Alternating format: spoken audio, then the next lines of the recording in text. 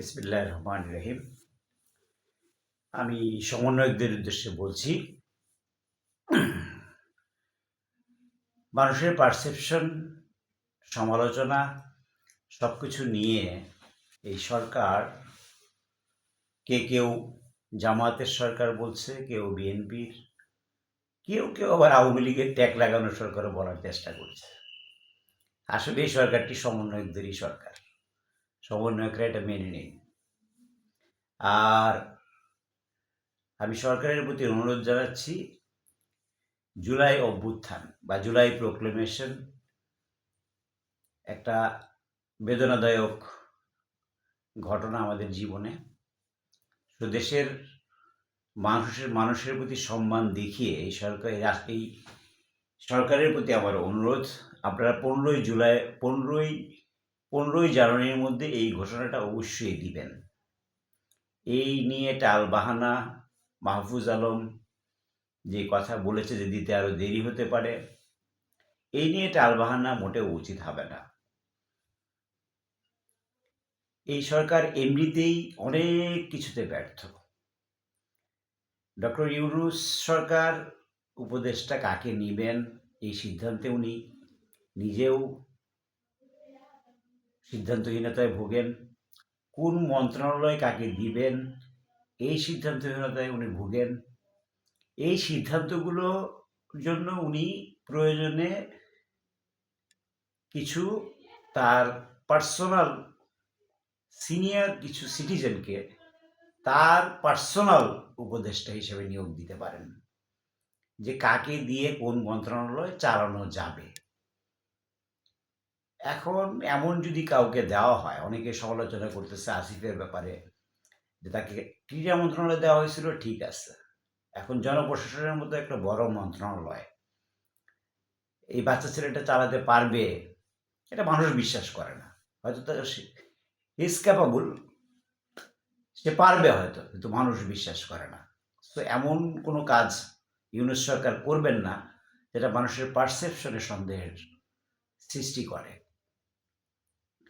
এখন আমার কথা হচ্ছে যে আপনারা সংস্কার করবেন, আপনারা চলে গেলে, দলীয় সরকার আসলে সংস্কার সেরকম হবে না, এটা যেমন সত্যি, তেমন আপনাদের দ্বারা কতটুকু সংস্কার হবে এটা নিয়েও মানুষের মনে অনেক সন্দেহের অবকাশ রয়েছে। এটা আপনাদের কি সরকার, সমন্বয়ক সবার কর্মকাণ্ড এতই বেশি অগোছালো। যদি সরকার সমন্বয়কদের হয়, সরকার সমন্বয়কদের সঙ্গে মিশে কাজ করত, সবাই সততার সহিত কাজ করত, মানুষ বিশ্বাস করত, মানুষ এই সরকারকে আরো সময় দিত সুন্দরভাবে সংস্কার করার। এখন যেহেতু সমন্বয়করাই সরকারের বিরুদ্ধে আন্দোলন করে, আবার সরকারও মাঝে মধ্যে সমন্বয়কদের বিরুদ্ধে কথা বলে, বিপরীতে কথা বলে, তাইলে কিছুটা এলোমেলো পেঁচানো হয়ে গেল। এই পেঁচানো জিনিসটা সাধারণ মানুষ ভালোভাবে নিচ্ছে না। আর সংস্কার, নির্বাচন দুটো কিন্তু প্যারালাল জিনিস, একটা আরেকটার কি বিপরীতে দাঁড় করানো ঠিক হবে না। তো এই সরকারের উচিত হবে প্রত্যেকটা জিনিসকে সত্য, ন্যায় পরায়ণতার সহিত হ্যান্ডলিং করা, প্রত্যেকটা জিনিসকে সততার সহিত দেখা, তাহলে এই সরকারকে মানুষ মনে রাখবে। আর যদি সরকার তা করতে ব্যর্থ হয়, তাহলে দেশ ব্যর্থ হবে, জাতি ব্যর্থ হবে, আমরা ব্যর্থ হব। তা আমরা চাই না কেউ ব্যর্থ হই। তো আমার সরকারের কাছে আবেদন, যে মন্ত্রণালয় যে চালাতে পারবে না তাকে সেখান থেকে সরিয়ে দিন। কে কোন মন্ত্রণালয় চালাতে পারবে এটা নিয়ে আপনারা আবার কি বিশেষভাবে বসুন, বৈঠক করুন। অল্প যে কয় মাস আপনাদের এই রাষ্ট্র চালাতে হবে, সেটা যেন সুন্দরভাবে চলে, সেই উপদেষ্টাদেরকে আপনারা সেই মন্ত্রণালয়ের দায়িত্ব দিন। এবং আরেকটা জিনিস আমি বারবার বলি, সেটা হচ্ছে যে অ্যাকচুয়াল সংস্কার হচ্ছে গিয়া, আপনারা যদি কি দুর্নীতি মুক্ত করতে পারেন, দুর্নীতি দমন কমিশন তৈরি হয়েছে, দে আর নট অ্যাক্টিভ। বলা যায় মানে তারা কি কাজ করছে না করছে না, না ভবিষ্যতে করবে, এই ধরনের একটা কি পজিশন নিয়ে তারা আছে। এখন সংস্কার কমিশনগুলো একই অবস্থা, সরকারেরও একই অবস্থা। কে কি করবে তার ডিসিশন সে নিজে নিতে পারতেছে না। সো এই জন্যেই এই যে আগামী বাজেটের আগে জানুয়ারিতে আপনারা ভ্যাটটা কি মানুষের উপর চাপিয়ে দিলেন। এই যে 100 পণ্যের উপরে ভ্যাটটা জানুয়ারির আগে, জানুয়ারিতে জুন জুলাই বাজেট আসবে তার আগে চাপিয়ে দিলেন। এটা মানুষের জন্য কি বোঝা হয়ে দাঁড়িয়েছে। আপনারা যদি সম্ভব হয় এটা কি বাজেটের সঙ্গে অ্যালোকেশন করেন এবং কোন কোন প্রোডাক্ট মানুষের নিত্য প্রয়োজনীয় সেগুলোকে এই ভ্যাট থেকে বাদ দিন। এবং আরেকটা জিনিস আমি বলবো, এই যে সিএনজি গ্যাস ব্যবহার করে মানুষ গাড়ি দিয়ে বিলাসিতা করে, এই বিলাসিতা বন্ধ করেন। গাড়িতে, প্রাইভেট কারে সিএনজি গ্যাস বন্ধ করে দিন। প্রাইভেট যানবাহনেও সিএনজি গ্যাস বন্ধ করে দিন।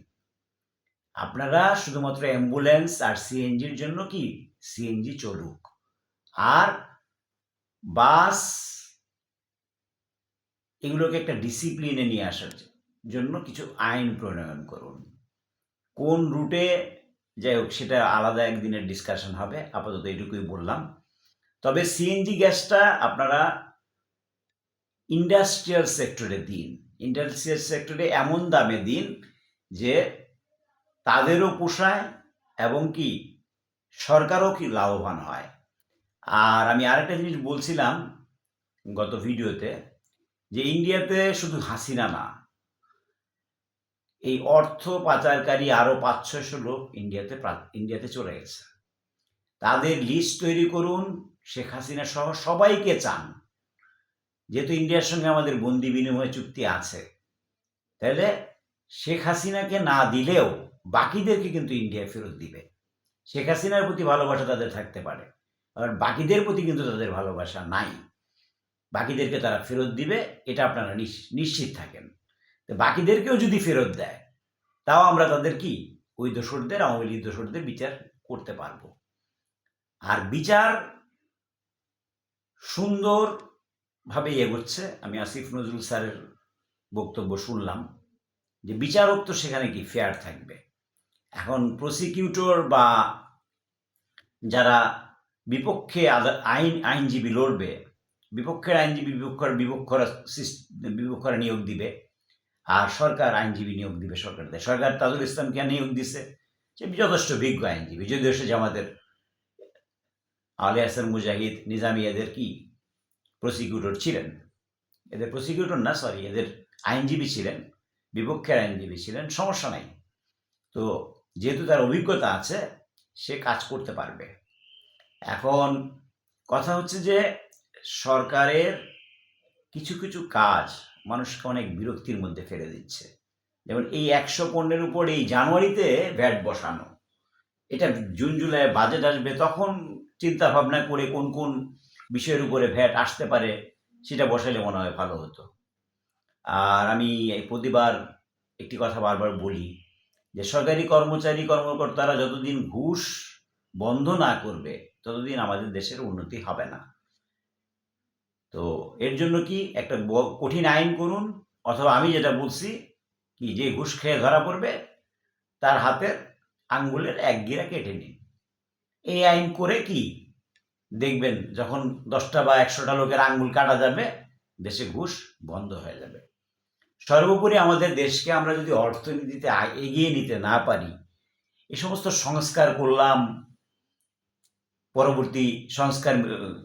পরবর্তী সংসদ মেজরিটি পায় সংস্কার ভেঙে দিল, সেটা আমাদের তেমন কোনো লাভ হবে না।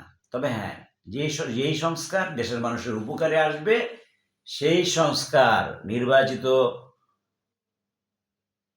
নির্বাচিত প্রতিনিধিরাও সেই সংস্কার ভাঙতে পারবে না, সেই আইন ভাঙতে পারবে না। তখন মানুষ মাঠে নেমে যাবে, মানুষ তাদের বিরুদ্ধে আন্দোলন করবে। এই যে ঘুষ যদি বন্ধ করতে পারেন, আপনারা যেই বাহবা পাবেন, আপনারা অন্য সংস্কার দিয়ে সেই বাহবা পাবেন না। খুদা হাফেজ। বাংলাদেশ জিন্দাবাদ।